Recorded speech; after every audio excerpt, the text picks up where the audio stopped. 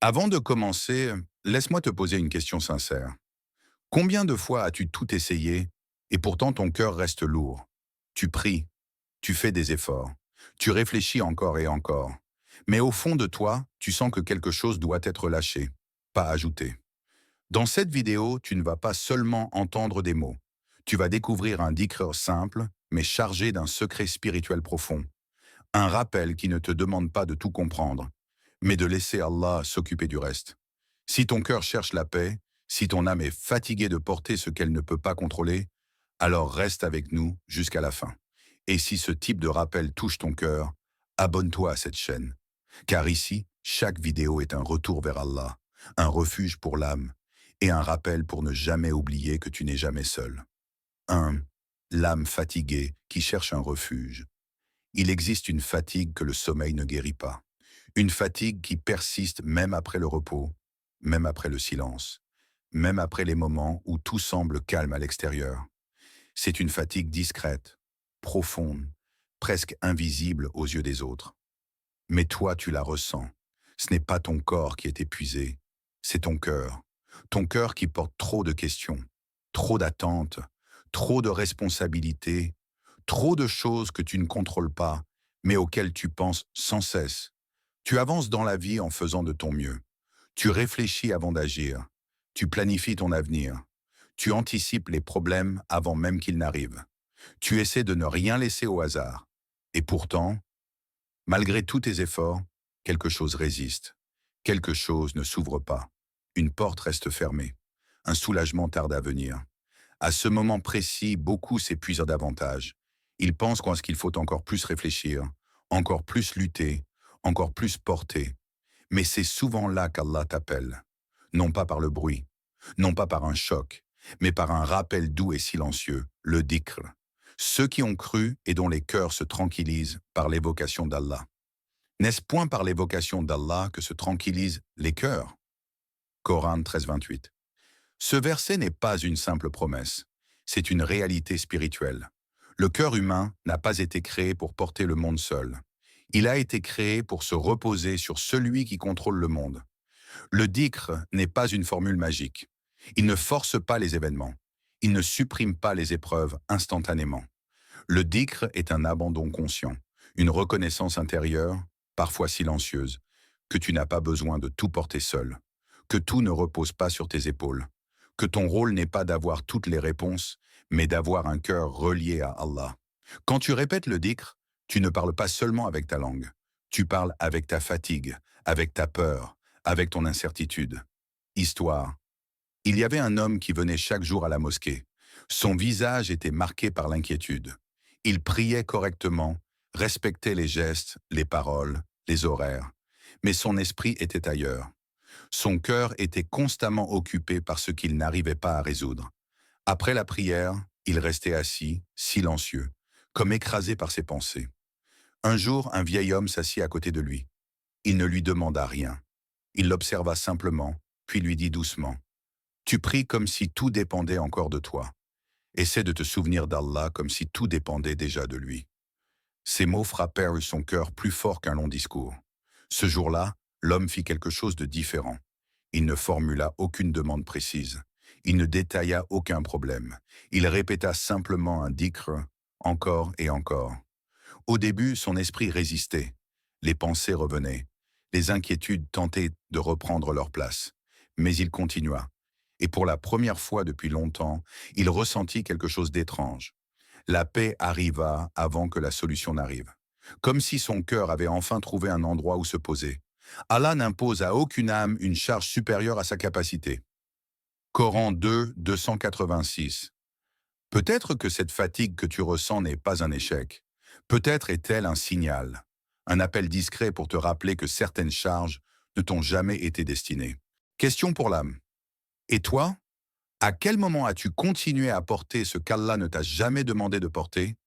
Quand as-tu laissé Allah s'occuper vraiment du reste, sans reprendre le contrôle juste après l'invocation? 2. Le dhikr comme acte de confiance absolue. Répéter ce dhikr, ce n'est pas fuir la réalité. Ce n'est pas fermer les yeux sur les difficultés. C'est changer de poids. Car il existe une différence profonde, presque invisible mais décisive, entre deux attitudes du cœur. Porter un problème et confier un problème. Porter un problème, c'est le garder attaché à soi. C'est y penser le matin, le soir, pendant la prière, pendant le silence. C'est le retourner dans tous les sens, espérant qu'une nouvelle réflexion produise enfin une solution. Confier un problème, en revanche, c'est reconnaître qu'il existe une limite humaine, une frontière que même la volonté la plus forte ne peut dépasser. Et c'est précisément là que commence la confiance véritable en Allah. Le prophète Mohammed n'enseignait pas seulement des paroles à répéter, il formait des cœurs capables de s'en remettre à Allah, même lorsque les circonstances semblaient figées, même lorsque les réponses tardaient. Et place ta confiance en Allah. Allah aime ceux qui lui font confiance. Coran 359. Ce verset n'invite pas à la passivité, il invite à une posture intérieure. Faire ce qui est en ton pouvoir, puis déposer le reste entre les mains de celui dont le pouvoir ne connaît aucune limite. Quand tu répètes ce dhikr, même sans le formuler clairement, ton cœur dit « Oh Allah, je fais ma part, mais toi tu fais ce que je ne peux pas ». Cette phrase n'est pas une faiblesse, c'est un sommet de maturité spirituelle. Car reconnaître ses limites devant Allah, c'est déjà une forme de force. Beaucoup croient qu'avoir confiance en Allah signifie ne plus ressentir la peur. Mais la confiance véritable n'efface pas toujours la peur immédiatement. Elle l'empêche simplement de diriger ton cœur. Et quiconque place sa confiance en Allah, il lui suffit. Coran 65, 3. Ce verset ne promet pas que tout sera facile. Il promet qu'Allah sera suffisant. Et parfois, cela change tout. Histoire. Une femme perdit tout ce qu'elle possédait en une seule nuit. Une maison acquise après des années d'efforts. Des économies mises de côté avec patience. Une sensation de sécurité qu'elle croyait solide. Au matin, il ne restait presque rien. Les gens autour d'elle s'attendaient à des cris, à des larmes, à des reproches. Mais elle leva les mains, longuement, dans le silence. Aucune plainte ne sortit de sa bouche. Aucune accusation. Elle prononça seulement ces mots. Hasbi Allahu la ilaha illa huwa. Allah me suffit, nul autre que lui. Ce n'était pas de l'indifférence. C'était une décision intérieure. Elle avait compris qu'il y avait une chose qu'aucun événement ne pouvait lui retirer, son lien avec Allah. Les semaines passèrent, puis les mois. Extérieurement, sa situation ne changeait presque pas. Mais intérieurement, quelque chose s'était reconstruit. Son cœur n'était plus en ruine, il était stable. Et un cœur stable attire des solutions que l'angoisse repousse. Allah est doux envers ses serviteurs. Coran 42, 19. Peu à peu, des portes inattendues s'ouvrirent. Des aides venues de là où elle ne regardait plus. Des facilités qu'elle n'aurait jamais imaginées. Pas toutes en même temps, mais suffisamment pour lui rappeler qu'Allah n'abandonne jamais celui qui se confie sincèrement à lui. Question pour l'âme. Quand tu répètes le dhikr, fais-tu encore des calculs dans ton cœur? Ou arrives-tu à dire, ne serait-ce qu'un instant, « Oh Allah, même si je ne comprends pas encore, je te fais confiance ». 3. Quand le ciel travaille pendant que tu fais le dhikr. Pendant que tu répètes ce dhikr, il se passe des choses que tu ne vois pas. Le monde visible reste silencieux, immobile peut-être. Rien ne semble changer immédiatement. Les mêmes visages, les mêmes murs, les mêmes attentes. Et pourtant, dans l'invisible, le mouvement a déjà commencé. Car le dhikr ne se limite pas à ton souffle. Il ne s'arrête pas à ton cœur. Il traverse les voiles que tes yeux ne peuvent franchir. Des cœurs sont retournés sans que tu le saches. Des intentions sont adoucies. Des décisions sont réorientées.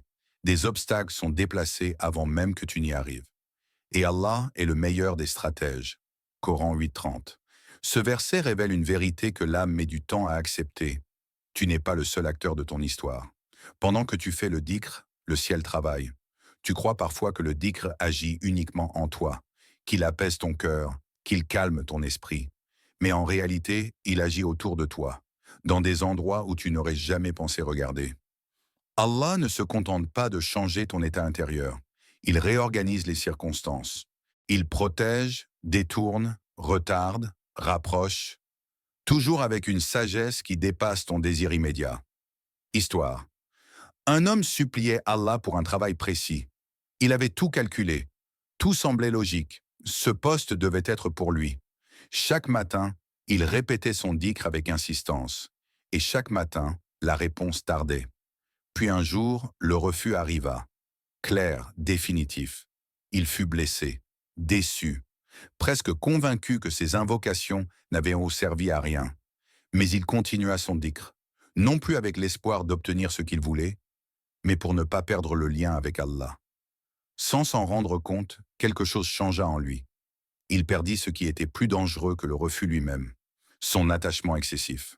Quelques mois plus tard, une porte qu'il n'avait jamais envisagée s'ouvrit. Un chemin plus stable, moins prestigieux peut-être, mais plus paisible.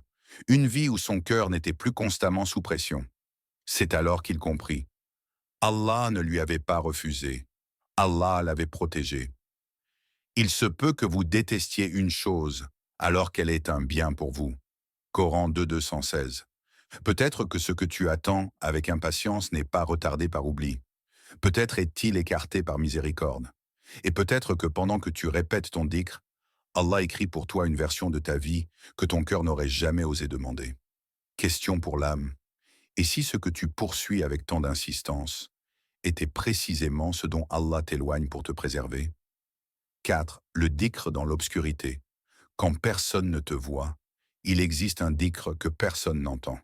Un dhikr qui ne cherche ni regard, ni validation, ni reconnaissance. C'est celui que tu répètes quand tout est éteint autour de toi, quand la nuit est longue, quand les pensées reviennent sans invitation, quand tu n'as plus rien à expliquer aux autres, parce qu'ils ne comprendraient pas de toute façon. C'est dans ces moments-là que le dhikr devient sincère. Pas parce qu'il est parfait, mais parce qu'il est vrai. Invoquez votre Seigneur humblement et en secret. Coran 7:55. Dans l'obscurité, les masques tombent. Il ne reste que toi et Allah. Tes peurs non formulées, tes questions sans réponse, tes larmes parfois silencieuses. Le dhikr dans ces moments n'est pas toujours fluide. Il est parfois brisé, parfois répété mécaniquement. Mais Allah entend même le dhikr fatigué. Histoire. Un jeune homme avait l'habitude de se réveiller avant Fajr. Pas pour demander, pas pour se plaindre, mais pour répéter un dhikr simple, doucement, presque à voix basse. Il n'attendait rien de précis. Il disait seulement « Ya Allah, je te confie ce que je ne comprends pas ». Chaque nuit, il déposait ce qu'il ne pouvait porter. Ses peurs de l'avenir, ses incertitudes, ses chemins flous. Il ne vit pas de miracle immédiat. Sa situation extérieure resta la même. Mais intérieurement, quelque chose disparut peu à peu. La peur de demain. C'est lui qui fait descendre la quiétude dans les cœurs des croyants. Coran 48:4. Cette quiétude ne fait pas de bruit. Elle s'installe doucement. Elle ne supprime pas toutes les questions, mais elle empêche les questions de te détruire. Peut-être que le dhikr que tu répètes seul, dans la nuit, est plus lourd sur la balance que 1000 paroles prononcées devant les autres.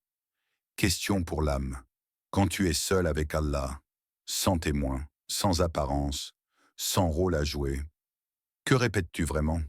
5. L'abandon total, le moment où tout change. Répéter ce dhikr, c'est accepter une vérité difficile, une vérité que le cœur refuse souvent avant de l'embrasser. Tu n'as jamais été aux commandes. Pas vraiment.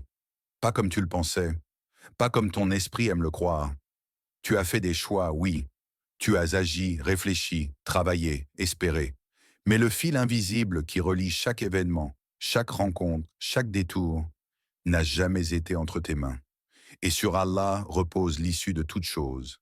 Coran 11, verset 123. Ce verset ne retire pas ta responsabilité. Il remet simplement chaque chose à sa place. Toi, tu fais l'effort. Allah, lui, décide de l'issue. Le jour où cette vérité descend du mental vers le cœur, quelque chose se brise et quelque chose naît. La pression tombe. Pas parce que les problèmes disparaissent soudainement, mais parce que tu n'essaies plus de jouer le rôle de celui qui contrôle tout. La peur diminue, parce que tu comprends que même ce qui t'échappe ne sort jamais du décret d'Allah. Le cœur respire, pour la première fois depuis longtemps, car l'abandon total n'est pas une résignation, c'est une libération intérieure. Beaucoup répètent le dhikr en gardant une lutte cachée au fond d'eux. Ils disent les mots, mais leur cœur continue à résister. Ils veulent qu'Allah intervienne sans lâcher ce qu'ils tiennent trop fort. Ils veulent le secours divin sans déposer entièrement le poids. Pourtant, le dhikr le plus profond commence là où cesse la résistance.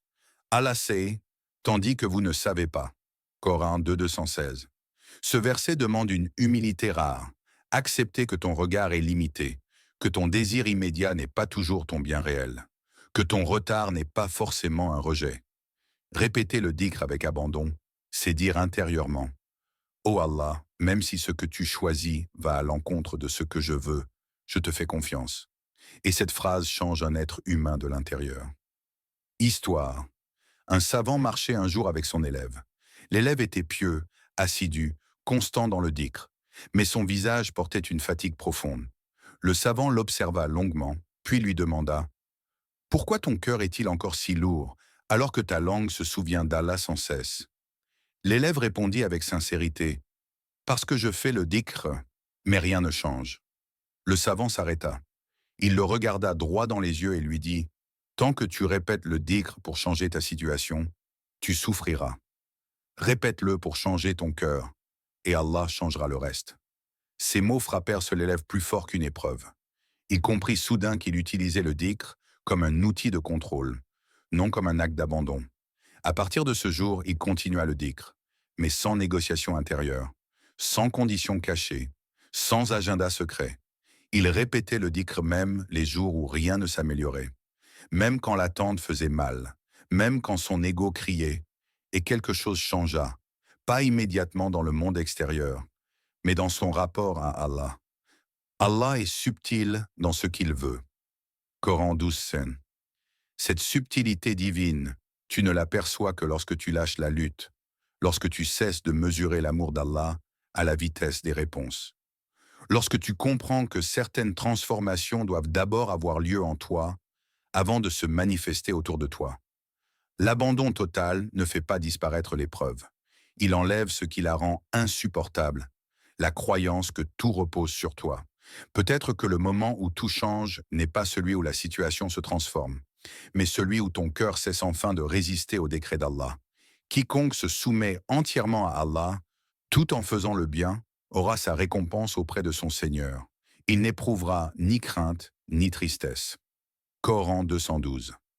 L'abandon total, c'est là où la peur perd son pouvoir, là où l'angoisse ne dirige plus tes décisions, là où le dhikr n'est plus une demande pressante, mais une présence constante. Et c'est souvent à cet instant précis qu'Allah ouvre ce que tu ne cherchais même plus à forcer. Répète ce dhikr, pas pour forcer Allah, mais pour te rapprocher de lui. Car quand Allah est avec toi, le reste devient léger.